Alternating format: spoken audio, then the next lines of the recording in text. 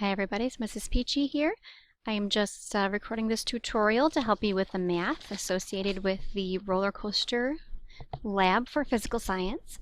I've been grading these and it's come to my attention that some of you are having a hard time understanding how to calculate the potential and kinetic energy as well as the total energy for the marble or tennis ball at the different positions along the track.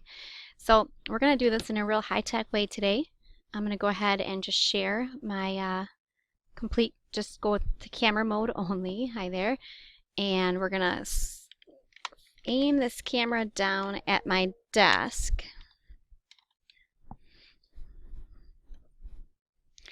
Okay. Here we go. So let's just go through a few basic concepts here. What potential and kinetic energy are. So potential energy is going to be the stored energy due to the position of something, its height of something. For this track, we are actually going to be using the position of the marble compared to the bottom of the track, the desk itself or the table, whatever you're using. Okay, so we calculate this by mass times gravity times height. In this case, we talked about mass. Our mass for the marble we used was 3 grams. I put 3.0 grams. Okay. If you used your tennis ball, your mass would be different. You would use the mass that was in the actual portfolio itself. And what did they use as their mass? Let's see here.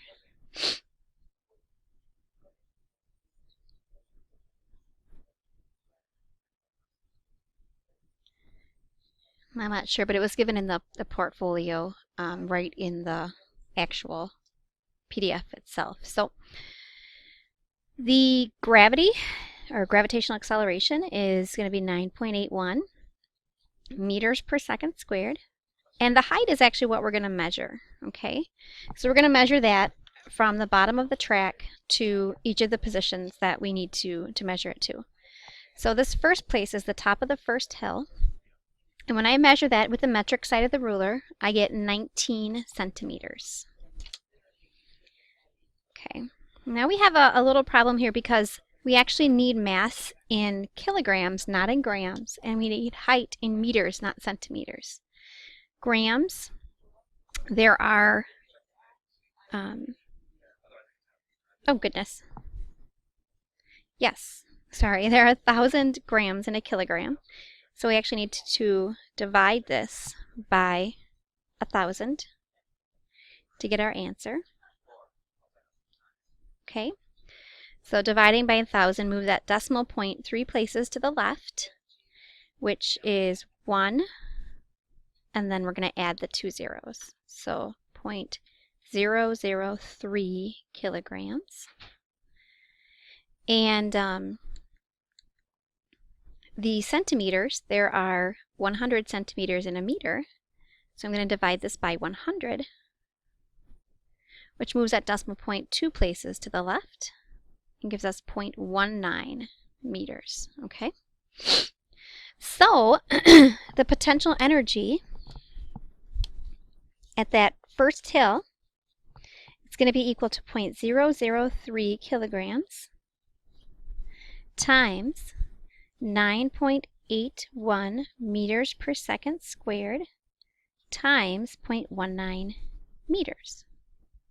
Okay, when I do this on the calculator, multiply all of those, I'm going to round it and come up with 0.0056 as my number, and you get kilograms, meters square, which is the same as a Newton, so newtons, meters, and a Newton meter is a joule.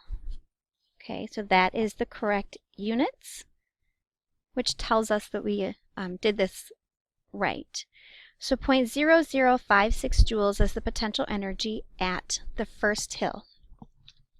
Now at this place on the first hill here, you got potential energy is 0.0056 joules. But since it's not moving here, the marble is just stopped at that point, your kinetic energy is actually equal to 0. So your total energy is always the sum of the potential and the kinetic. So our total energy is also 0.0056 joules. Now, according to the law of conservation of energy, that total energy should never change. It should always be the same at every point along the track. It's going to be a sum of potential and kinetic. The potential energy will go down as your marble goes down. The kinetic energy will go up as your marble goes down. Okay, so they're going to fluctuate, but total energy won't. So whatever you calculate as your potential energy for the highest point on the track is going to be your total energy for every point on the track. So if I go back to my data table, I can fill this number in all the way across the data table. Okay.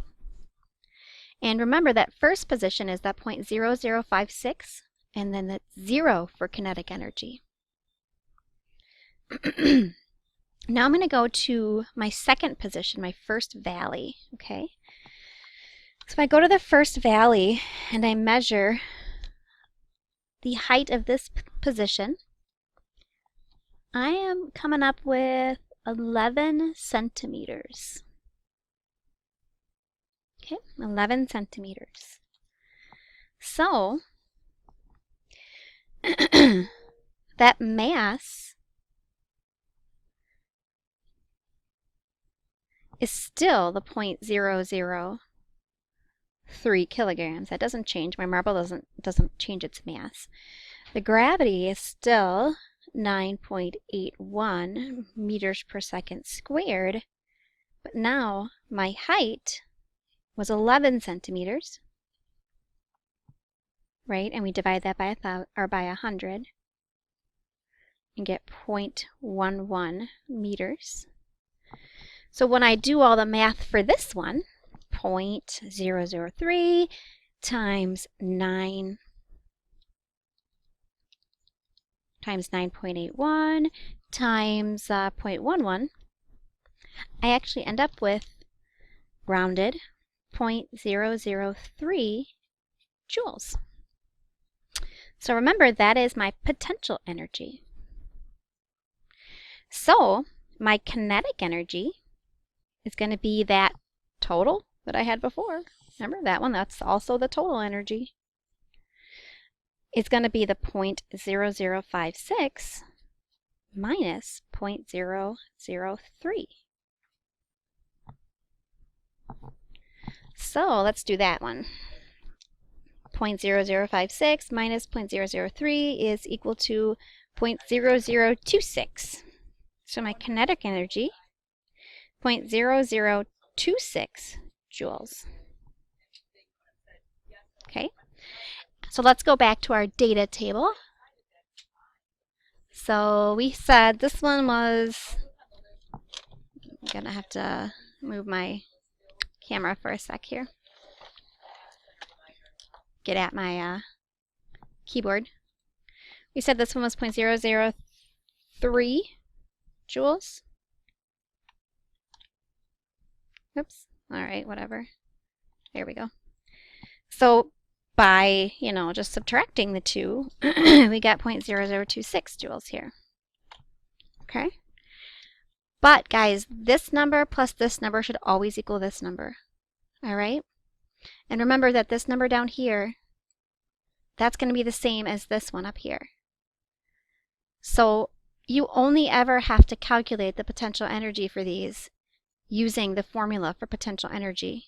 You will not use the formula for kinetic energy, the 1/2 mv squared, because we don't know the velocity, and we can't determine the velocity for this one. We might be able to backtrack and get the velocity once we figure out the kinetic energy, but that's we don't need to do that because we already have the kinetic energy. So that's how you're going to do this to get your numbers. Okay, and again, if you're using the tennis ball, your numbers will be slightly different.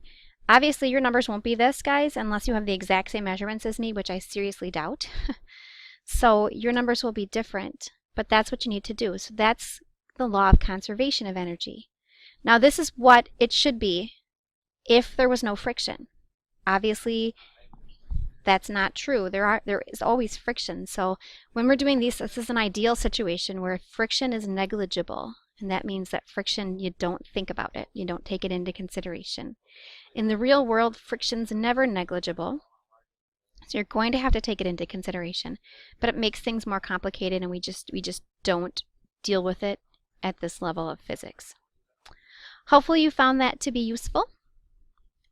I will say I'm upside down.